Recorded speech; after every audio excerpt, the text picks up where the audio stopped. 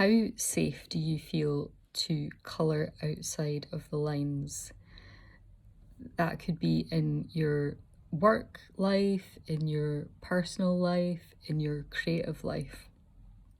So, whatever comes to mind for you as I'm describing this, yeah, take that as your space or your reference point.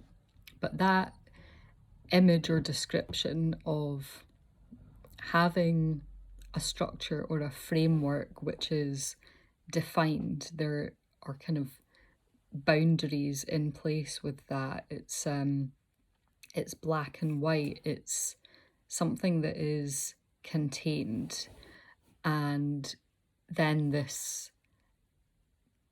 idea of actually you and your input, your contribution, your energy, your perspective, your creative expression. What does it feel like to actually explore the idea of, yes, maybe filling that space, maybe residing within that space, maybe engaging with that space, but actually going beyond the boundaries or limitations of that space. And there could be lots of reasons for that, but I like this playful idea of colouring outside the lines because it kind of evokes childhood and, yeah, a kind of a mischievousness or a defiance in a way of, this is the script, this is the formula or the format that's been provided, and actually I'm going to deviate from that because it doesn't feel aligned, because it feels too restrictive, because it's not something that I created, so I don't feel connected to it. There are so many reasons why we can sit in this energy that's somehow counter to what we find in front of us. But what we find in front of us might be a space that we're immersed in. It might be a community that we're connected to. It might be colleagues that we find ourselves surrounded by. Maybe we recognize that we're in an environment that is we're not fit for, or it is not fit for us, and we discover this through the meeting points or the intersection of where we crash into lines or boundaries, or where we spill over something that appears to be fixed. And what does that feel like? And are we comfortable with that idea? Are we willing to go there?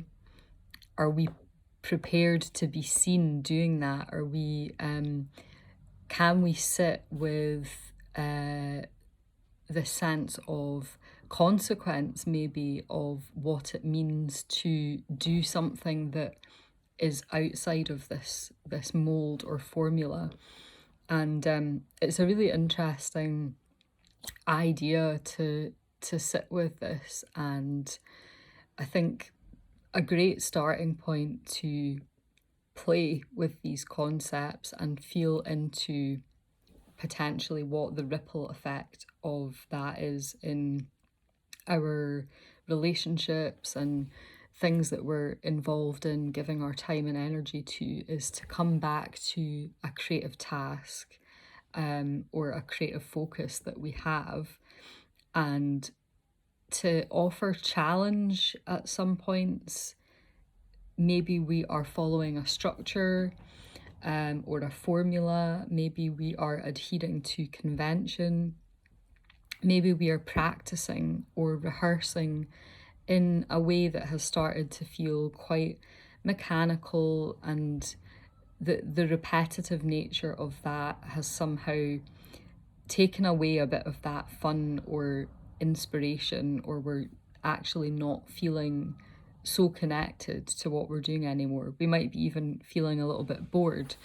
So to gently dip our toes into this play space that is actually centered around stretching capacity and trying to feel into where is my limit? Like, where does that begin and end? Like, if I set a challenge for myself to do something that feels, yeah, that it's a bit risky, or it requires a bit of courage, or it's asking me to step into new territory, or go beyond this perceived boundary.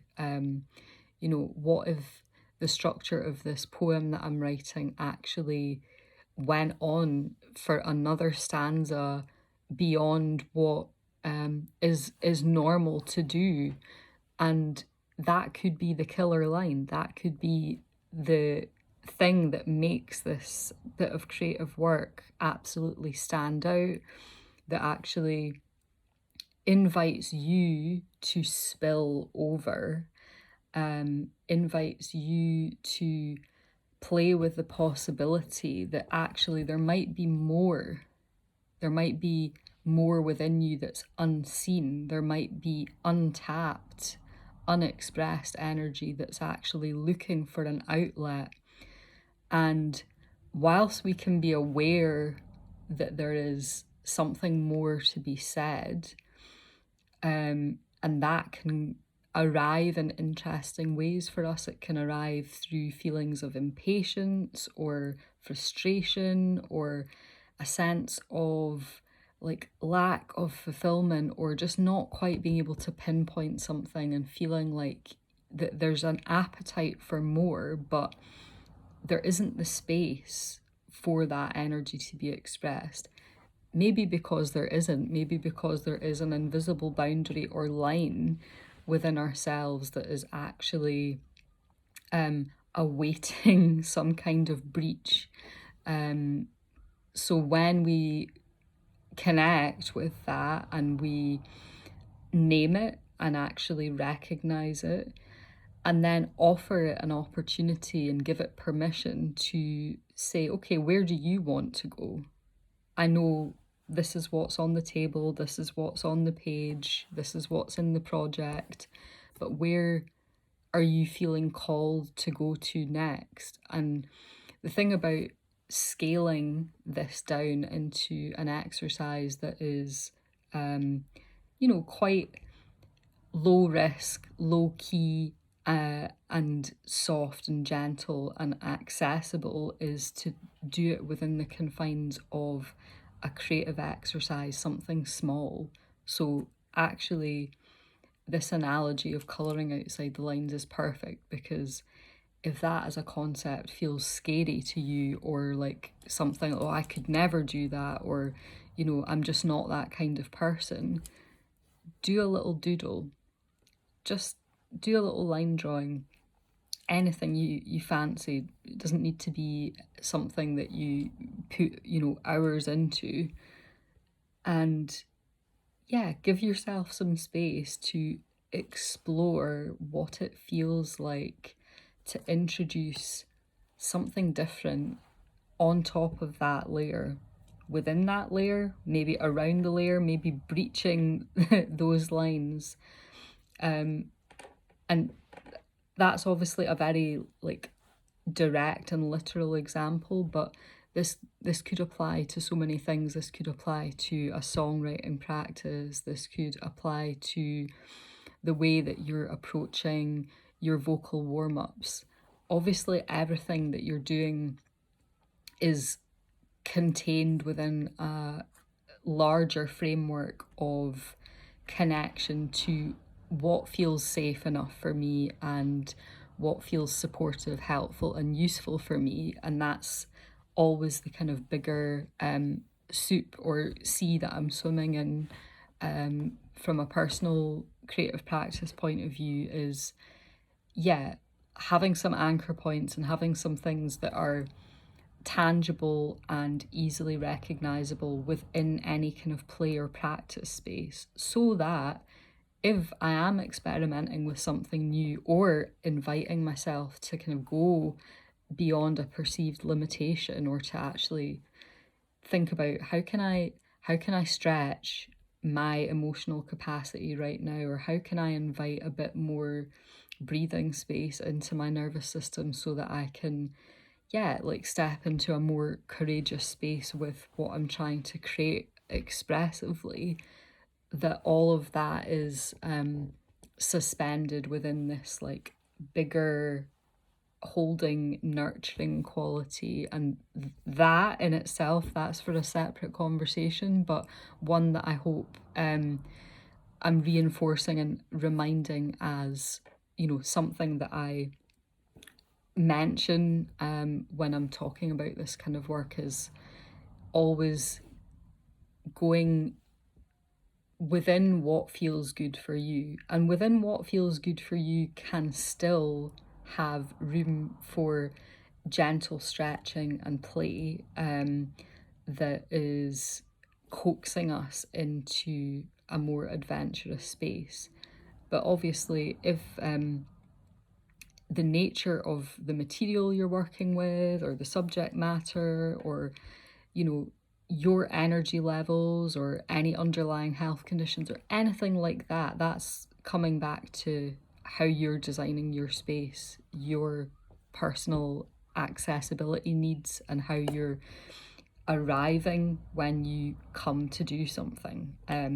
Because it's all very well to say, right, come on, let's just sit down and do this, but how you set up your space is important. And if you're here listening to this, watching to this, and already engaging with my work, then hopefully you are already in a space where you're kind of starting to think about those things and play with that and explore in that territory yourself anyway. But there's so much to learn, and you are that that map, that book. You are that source of inspiration and nourishment.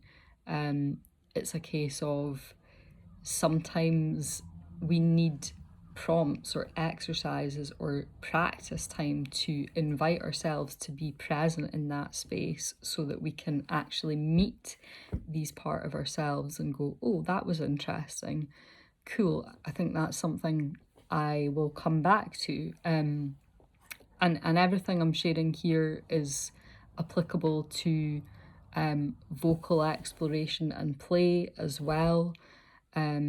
You know, the lines that you're colouring outside of could be connected to conventions of genre or stylistic tropes. You know, you could inject a bit of exploration into your practice session that says, okay, what if I sang this particular song in this genre, in this style, to, yeah, just to mix things up a bit and to discover something new about my voice, discover something new about myself, about my range, about my capability. And yeah, sometimes the best discoveries are accidental, you know, because we make a mistake and we fall outside of a line of convention. You know, it's like maybe that was the note that you were intending to hit, but you didn't hit that note, and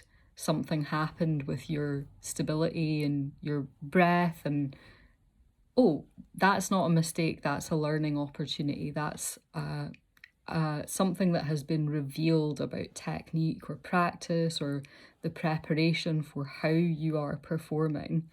It's data, it's information to help you determine, okay, how do I want to move forward? Where is there room for development? What is coming up as a priority right now to be explored or addressed? So it's about taking these kind of broader concepts and playing with them and adapting them to suit yeah, the task at hand that you have, or like the intention or focus that you have as well.